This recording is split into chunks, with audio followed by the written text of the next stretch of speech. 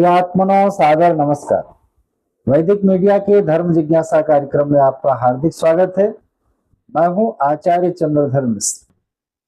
वैदिक धर्म फाउंडेशन संस्थान की ओर से मैं आप सबको छठ पर्व की अनेकानेक शुभकामनाएं प्रदान करता हूं। छठ पूजा कार्तिक मास के शुक्ल पक्ष चतुर्थी तिथि से आरंभ हो जाता है। चतुर्थी, पंचमी, षष्ठी और सप्तमी, इन 4 दिनों तक छठ पूजा के छठ व्रत का अनुष्ठान चलता है। षष्ठी तिथि को सायंकाल अस्ताचलगामी भगवान भास्कर को अर्घ्य प्रदान करते हैं, पूजा करते हैं, और सप्तमी तिथि को प्रातःकाल उदीयमान भगवान सूर्य को अर्घ्य देकर पूजा करके व्रत को संपन्न करते हैं। यह अत्यंत कठोर तपस्या वाला व्रत है।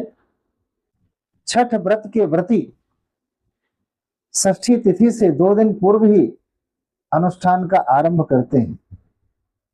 इस पूजा में प्रयोग होने वाली सभी वस्तुओं को बड़ी ही शुचिता के साथ, पवित्रता के साथ का संग्रह किया जाता है, इकट्ठा किया जाता है, और उनका रख रखाव, पूजा में भाव की पवित्रता, शरीर की पवित्रता, मन की पवित्रता और वस्तुओं की भी पवित्रता का बहुत ही ध्यान रखा जाता है।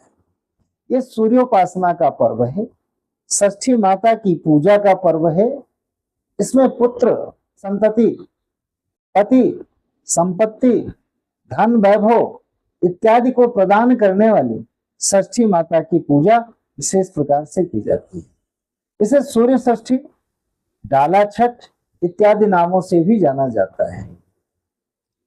यह व्रत केवल किसी एक प्रदेश विशेष या अंचल विशेष में किया जाने वाला लौकिक पर्व नहीं है या आंचलिक पर्व नहीं है कि किसी एक क्षेत्र का ही पर्व मात्र है। इस पर्व का वर्णन, षष्ठी माता की पूजा का विधान श्रीमद् देवी भागवत में वर्णित है। सामवेद के कौथुमी शाखा में भी षष्ठी देवी के पूजा पाठ, उनके उपासना, ध्यान इत्यादि का वर्णन किया गया है। इस प्रकार ये भगवान सूर्य के व्रत का विधान, माता षष्ठी के पूजा का विधान वेदोक्त है और हमारे ग्रंथों में इनका विधिवत वर्णन है। छठ माता की कथा में अनेक प्रकार की कथाएं प्रचलित है। श्रीमद् देवी भागवत में षष्ठी माता का प्रसंग आता है।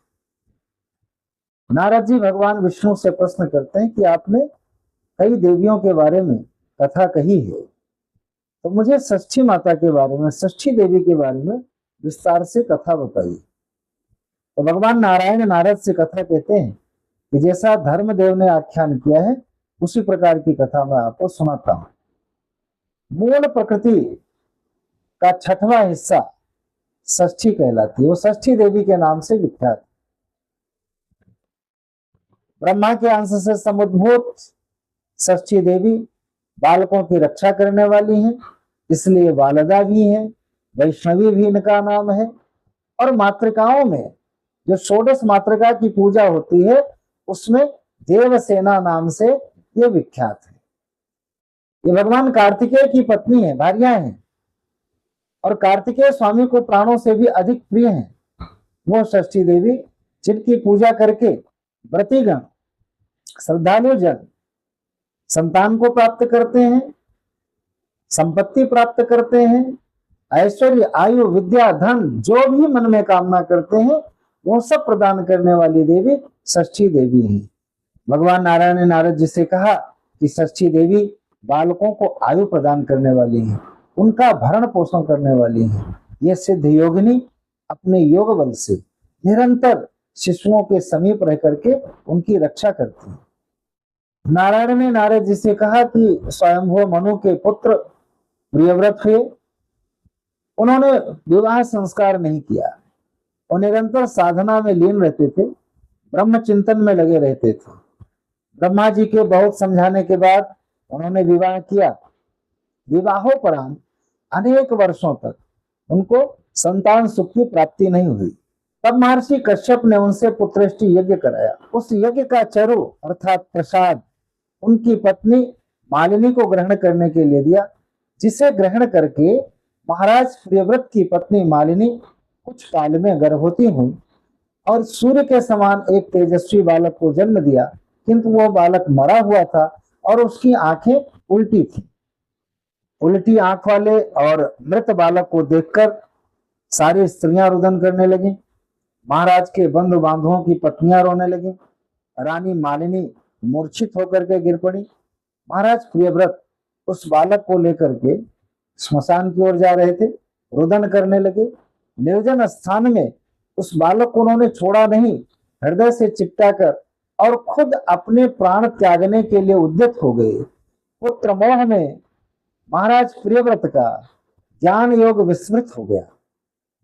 इसी बीच उन्होंने वहां पर एक शुद्ध स्फटिक मणि के समान प्रकाशमान, रेशमी वस्त्रों से सुसज्जित, मणियों से अलंकृत एक सुंदर विमान को देखा और उस विमान में एक अत्यंत सुंदरी कमनीय स्त्री को मंद मंद मुस्कुराते हुए, जो श्वेत चंपा के समान आभा वाली थी, उसको उन्होंने प्रकट होते देखा।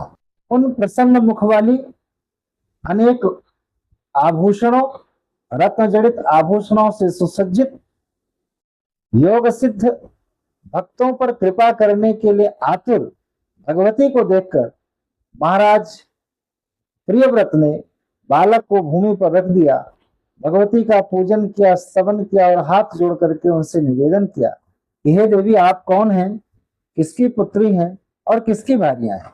भगवती ने कहा कि हे राजन, मैं ब्रह्मा जी की मानसी पुत्री हूँ, सब पर शासन करने वाली मैं देवसेना नाम से विख्यात हूँ। विधाता ने अपने मन से मुझको उत्पन्न करके कार्तिकेय को सौंप दिया।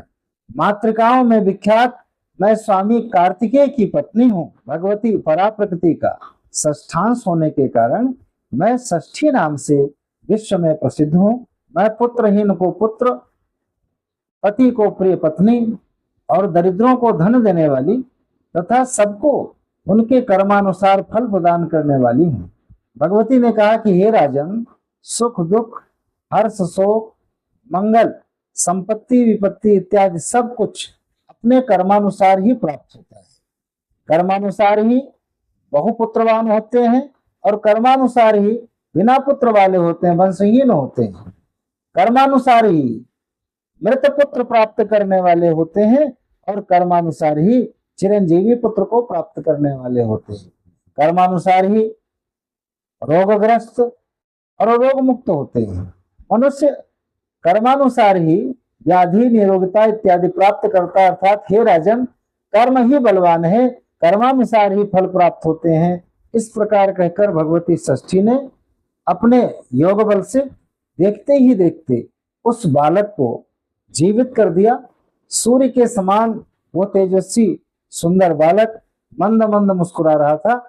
महाराज प्रियव्रत ने उस बालक को देखा, बड़े प्रसन्न हुए, किंतु थोड़ी ही देर में माता षष्ठी देवी उस बालक को लेकर के आकाश की ओर गमन करने वाली हुई। माता षष्ठी देवी जब उस बालक को लेकर आकाश की ओर गमन करने के लिए उद्यत हुई तो महाराज प्रियव्रत का कंठ सूख गया। शुष्क कंठ से वो भगवती की आराधना करने लगे, स्तुति करने लगे, प्रार्थना करने लगे।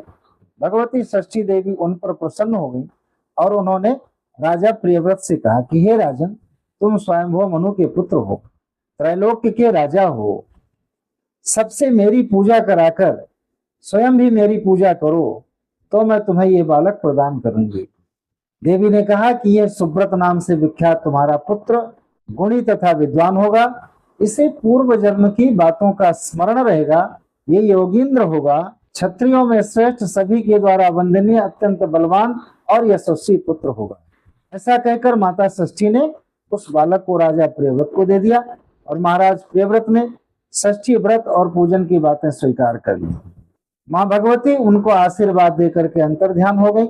महाराज प्रियव्रत अपने मंत्रियों, दूतों, सैनिकों सहित घर आए। वहां आकर उन्होंने अपने पुत्र से संबंधित सारा वृतांत सबको सुनाया। पुत्र को जीवित जानकर, सारे वृतांत को सुनकर सभी नर नारी अत्यंत हर्षित हुए और पुत्र जन्म का हर्षोल्लास मनाया गया। राजा प्रियव्रत ने पुत्र जन्म की प्रसन्नता में उपलक्ष्य में मंगलोत्सव किया, माता षष्ठी की पूजा की और प्रत्येक माह शुक्ल पक्ष की षष्ठी तिथि को माता षष्ठी की पूजा करके उनसे आशीर्वाद वरदान प्राप्त करते रहे। तभी से माता षष्ठी की पूजा संतान होने के उपरांत छठवें दिन की जाती है। दीवाल में षष्ठी माता की आकृति बना करके विधिवत कुल परंपरा के अनुसार उनकी पूजा की जाती है। प्रत्येक पूजा में, प्रत्येक संस्कार में षोडश मातृका की पूजा होती है। उसमें देवसेना नाम की जो षष्ठी माता हैं, जो स्वामी कार्तिकेय की भार्या हैं, ब्रह्मा के अंश से उत्पन्न है, उन देवी की पूजा करके संतान के दीर्घ जीवन की कामना की जाती है। उसके सुख संपत्ति और उत्तम जीवन की कामना माता पिता करते हैं। उन्हीं षष्ठी देवी की पूजा छठ व्रत में, छठ के व्रती भगवान सूर्य की पूजा के साथ पूजा करके अपनी मनोकामनाओं की पूर्ति के लिए वरदान की कामना करते हैं। तो इस प्रकार छठ मैया की पूजा हम सबके लिए, ये छठ का त्योहार हम सबके लिए हर्षप्रदायक हो, संतानों को उत्तम आयु देने वाला हो, धन संपत्ति देने वाला हो और सबका कल्याण हो। वास्तव में इन सारे पूजा पाठ और व्रत का जो फल है, जो परिणाम है, जो इसके पीछे मूल उद्देश्य है, वो प्रकृति से जुड़ना है। मूल प्रकृति से अपने आप को सामंजस्य स्थापित करके जीना, किस तरीके से हम जिए कि जिससे हमें निरोगता, सुख संपत्ति इत्यादि भौतिक वस्तुएं भी प्राप्त हो और आध्यात्मिक उन्नति भी हो। तो इस प्रकार छठ मैया की कृपा सब पर बनी रहे। देखते रहिए वैदिक मीडिया। लाइक शेयर सब्सक्राइब जरूर कीजिए। नमस्कार, बहुत बहुत धन्यवाद आप सबका।